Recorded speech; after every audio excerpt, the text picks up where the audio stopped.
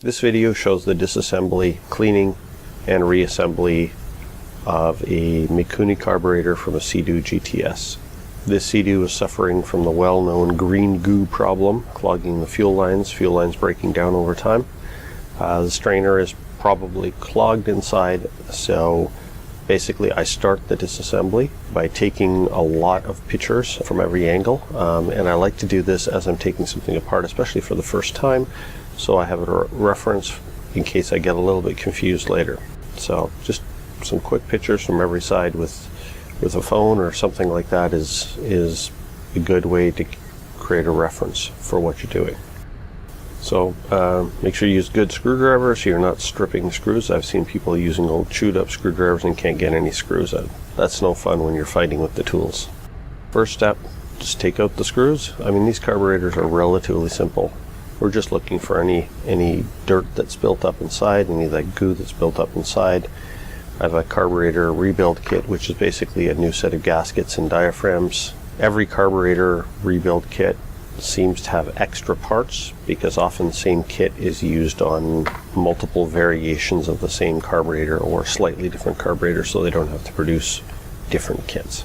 Take it apart carefully, just look at every part, make sure you're familiar with how it's going to go back together. Often in between these steps, which you're not seeing in the video, is I will often stop and take pictures. Not doing it as much on this rebuild because I am shooting video after all.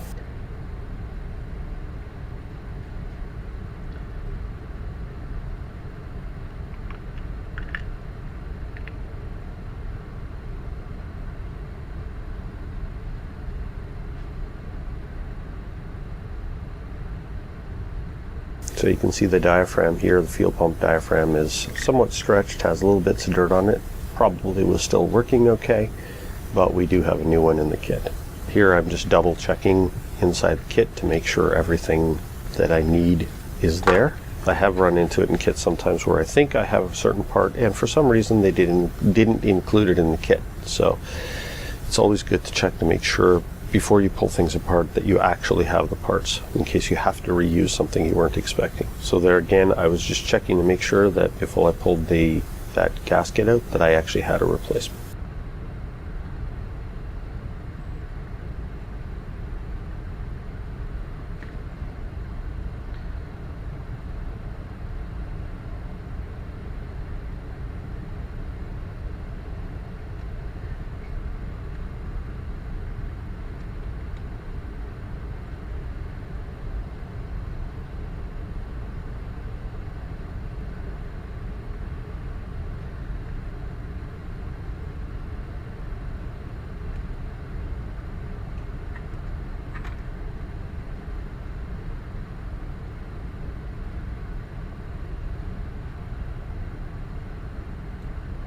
So now this is the internal strainer or filter that's all clogged. Probably was causing most of the problems.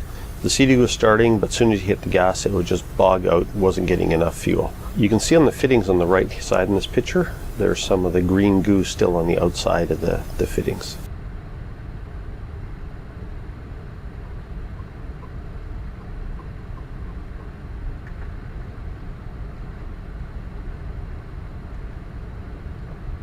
So now I'm taking apart the other side of the carburetor, just making sure that we don't have any gunk built up in here. Remember, this carburetor is not in bad condition other than it just has some passages clogged.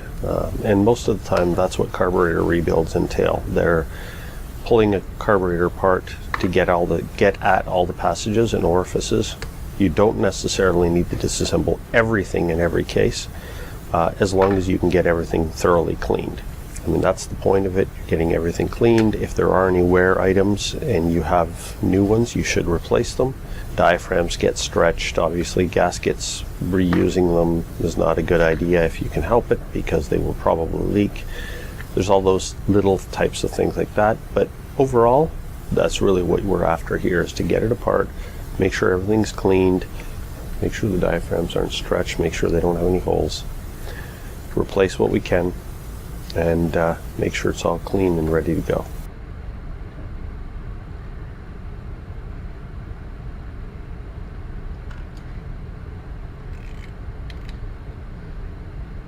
Here I'm just checking what I didn't show later, as I actually got a little feeler gauge, but I'm just checking the clearance for the little lever that moves the needle and seat open and closed.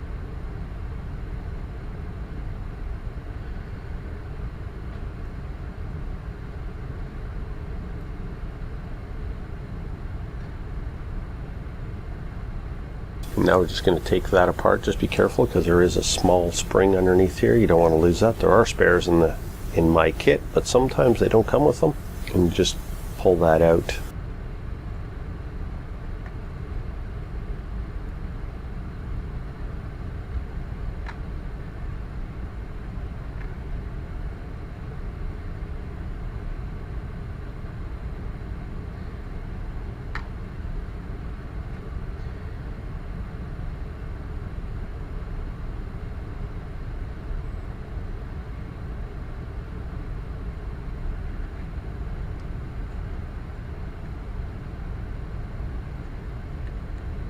Again, checking the parts, and for some bizarre reason this kit didn't come with a new one of those. So fortunately it looks fine. It doesn't look like it's compressed too much on the end or anything, so I'll end up reusing it.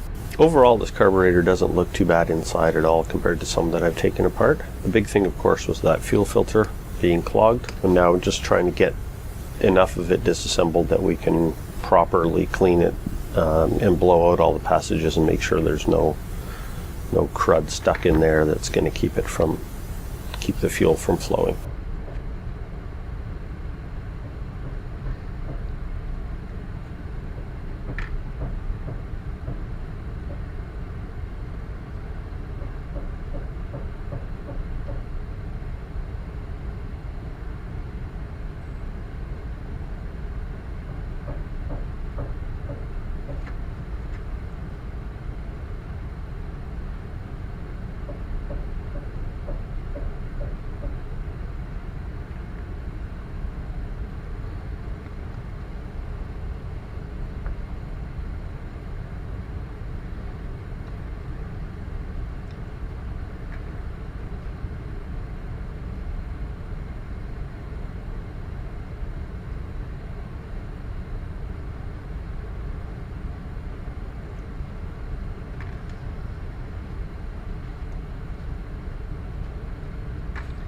Taking out the seat right now for that, so that we can make sure it's properly cleaned, and it has new O-ring that goes around it before you put it back in to make sure you get a good seal.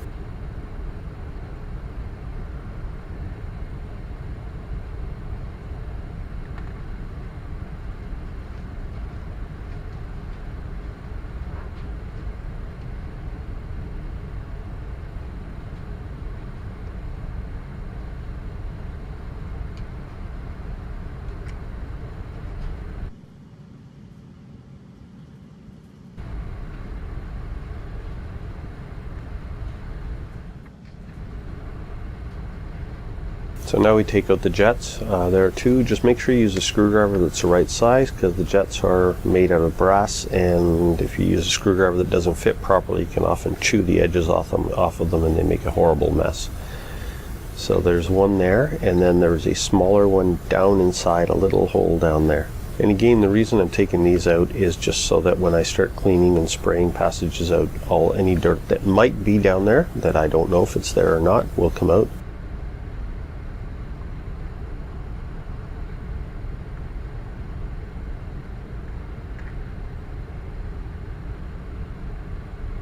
This one's a little guy, so once it's loose, I just dump it out that way into my hand. Again, I like to have a container there that I can put things in so they're not rolling away on me.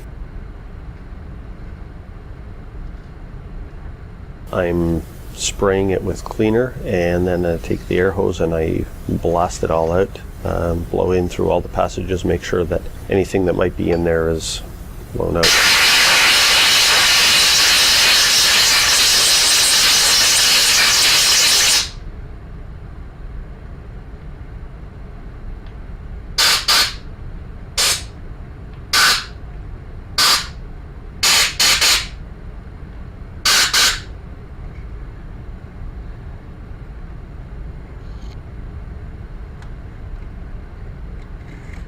So at this point, I have the carburetor thoroughly cleaned.